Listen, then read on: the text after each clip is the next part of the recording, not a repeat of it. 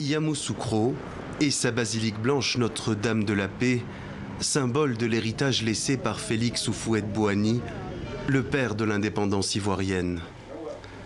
Aux abords de l'édifice, un paysage moins glorieux. Dans ce quartier de la capitale politique et administrative, les habitants vivent dans la pauvreté, livrés à eux-mêmes. Ceux qui habitent ici, c'est les gens qui ont travaillé pour le président Houphouët-Boigny.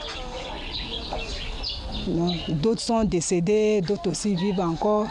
Mais on est délaissés par la population, par l'État même.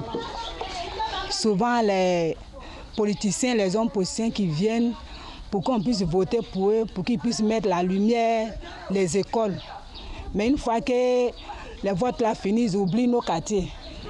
Félix Houphouët-Boigny voulait faire de son village natal une capitale moderne, futuriste, symbole du rayonnement de la Côte d'Ivoire dans le monde. Yamoussoukro a profité du miracle économique des années 80 avant de sombrer dans l'oubli. Ce bastion de l'ethnie baoulé souffre aujourd'hui du vieillissement de ses infrastructures. J'ai vu cette ville-là évoluer jusqu'à devenir capitale politique et administrative de la Côte d'Ivoire. Mais une ville sans industrie ne peut pas connaître un essor économique fulgurant. Yamoussoukro était abandonné à un moment donné.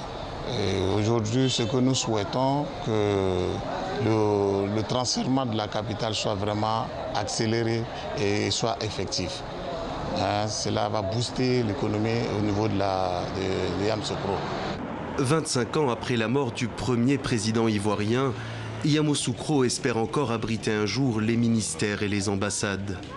À un an du scrutin présidentiel, la capitale abandonnée aux 400 000 habitants est revenue au centre d'une bataille symbolique entre les deux principaux partis politiques.